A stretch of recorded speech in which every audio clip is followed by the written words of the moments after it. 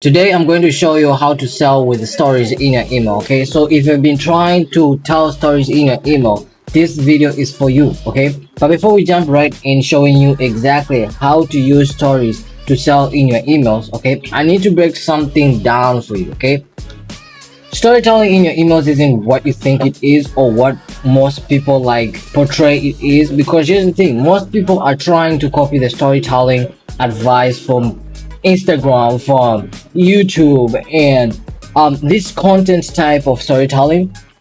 Sure, it works, but if you paste it into emails, it's completely wrong. Okay, it's like trying to use a pizza recipe to cook rice. It's crazy, right? It does not work. And if you've been doing this, your stories probably feel forced or they probably feel off a little bit. So let me show you exactly what works. So in this video, I'm going to show you the 3 storytelling techniques that actually work in emails. Okay, we're going to talk about how to hook your readers from the first line, the beginning of your emails, how to make them see themselves in your email, like you to portray them in the stories that you're telling in the emails, and how to get your point across without sounding pushy or salesy. Okay, you can even sell them without even sounding like you're selling them something. So stick around with me, because by the end of this video, what I can promise you is that you will know exactly how to write emails that people actually finish reading before they decide whether they want to delete them or whether they want to buy from you. Okay, so let's dive in. So there are 3 key things, as I said, the 3 key techniques that I told you. Number one, don't start your story with background. Instead, start mid scene.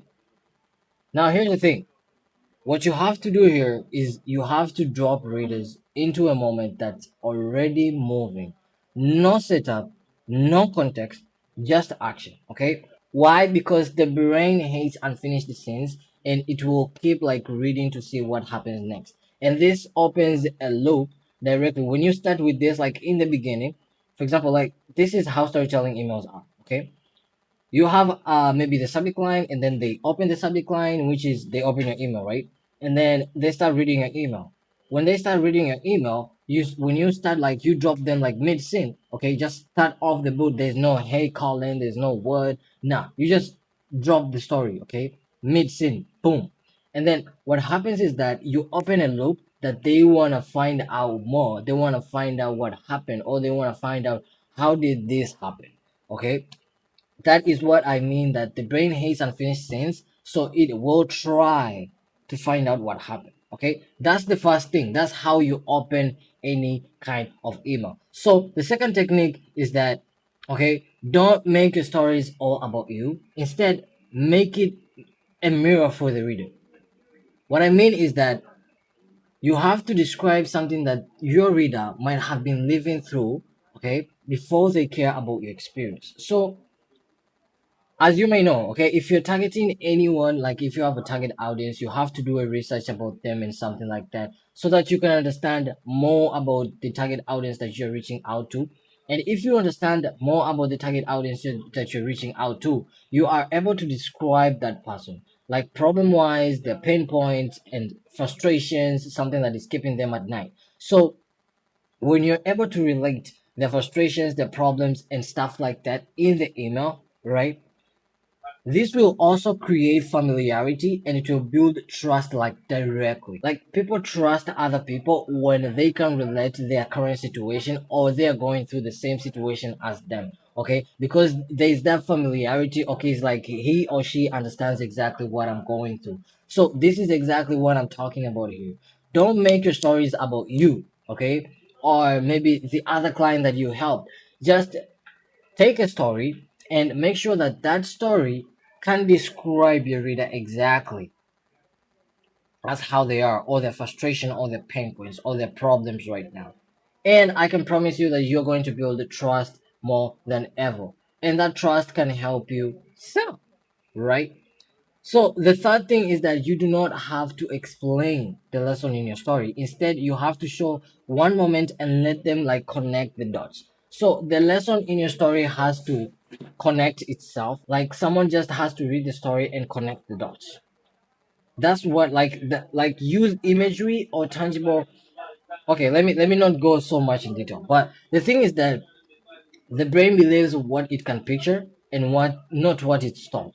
Okay, so if you're telling them to do something, people don't like that.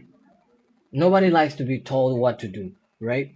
So instead, what you have to do is that you have them to believe by picturing imagery, right? You have to use imagery in your stories. Now, what I mean is that if you use one specific action, okay, and then plus one clear outcome, you can create the lesson on its own.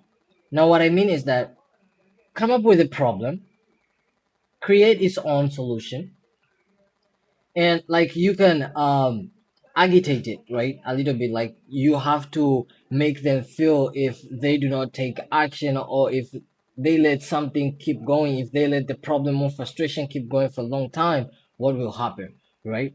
That's agitation. So you have to agitate it a little bit, and then give them a solution, like the probable solution that you have. Or in the story, if, for example, you're telling a story about the other client, how they were not getting clients, and then what happened and then what happened.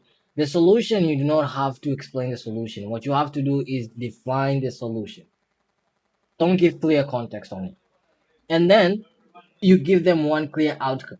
So they extract a lesson from all that story, and then they decide whether to take action or not. Right? So the bottom line is, okay, the bottom line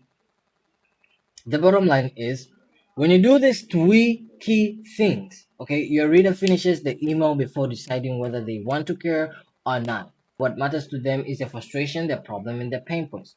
That's what storytelling in emails actually is, okay? And that's the difference between the emails that people delete and the emails that people read. Okay, it's storytelling, and the right storytelling, when it's delivered right, you can actually sell, because it builds trust, it builds like they know, like, and trust you. Yeah. You can do those three things, and then let me know what you think. If you have liked this video, you have got value from this video, hit the like button, subscribe, and let me see you on the next one. Peace out.